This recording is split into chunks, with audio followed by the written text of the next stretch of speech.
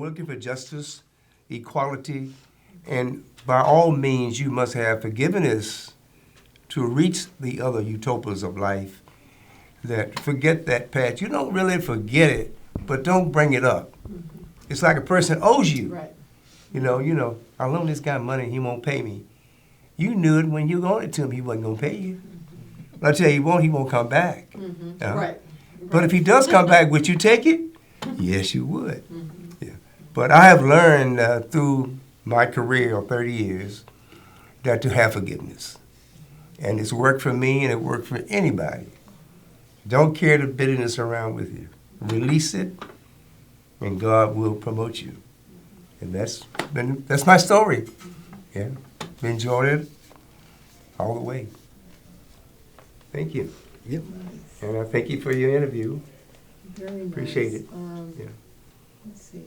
I may have one additional question Sure. for you here. So tell me, what would you want the general public to know, or the youngsters or the younger people who are coming up now? What would you like for them to know about the Montford Point Marines? What would you like what's the point that you would like for them to know? Okay. One, I would love for them to know about the history of the Montford Point and what some of the things that we had to go through to get through the 24 years of service. It wasn't easy. Many of them these days take for granted that an education is owed to them, and it's not. Mom and Dad worked very hard for them to send them to school.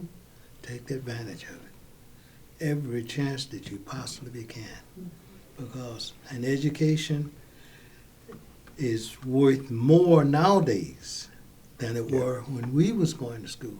A high school education, back when we finished school, was I say was equivalent to maybe a BS Exactly. degree. Yeah. I agree. And you get paid probably as much or maybe more. I noticed that after I got out of the Navy and I decided to go back into the school and then into service. And I found out that education was very valuable. And young people should think of this every chance they get. Take it. Education's here, it's given to them nowadays. Yes. Take advantage of it because it will pay off at the end. Yes. Yes. How about you, Sam? Well, I'm very fortunate that between my wife and I, we have 5 boys, but no girls. And they all are successful. One's a chiropractor in Atlanta, Georgia, attended Life University. I have 2 sons that are chefs. Oh. So my background in food services puts them into to be the best. And one works at a private school in Washington, where these kids' parents have plenty of money. Money is no problem with him.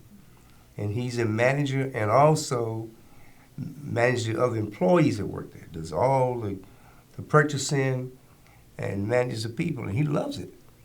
You know? And I have another son that lived here for a while with Samsung Corporation. He's in Connecticut now. And then another son that works for an insurance company in Maryland. He loves it. So they all have been successful, been good boys, never been in any trouble because Dad held them to a point. My son would say, well, rather for me to whoop him than to talk to him. Say, because you could hold them, their attention. And believe it or not,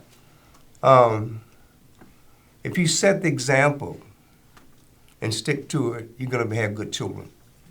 You know, and I said, this is what we're going to do, because that was raised when I was in the military. And you know, you go and get food on the commissary on payday, okay?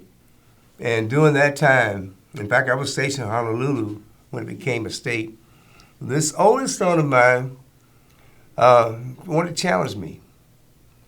I said, what's the problem? He says, I had to fix some food for him and had dessert, and he wanted more cookies than anybody else. I said, well, everybody had the same amount. How many you want? He said, I'll eat the whole bag. I said, oh, yeah? Okay, I'll tell you what I'll do. You can eat the whole bag, but you better not leave not one. So start eating. He laughed at me. Well, he couldn't make it. And I had to spank him. I says, now, you know what? I hate to do this, but I'm going to teach you a lesson. But your eyes is bigger than your stomach, okay? Now, you laughed at me, so I'm going to spank you until you laugh. And the expression on his face, trying to laugh and cry at the same time, was something I had to laugh about myself. He tells that story to his grandkids. So that's the first spanking that my dad gave me, and I deserved it, you know? He says, I remember that today. But it's life. Yeah. Teach them Yes, and hold them to the standards. Yeah. absolutely. Yeah.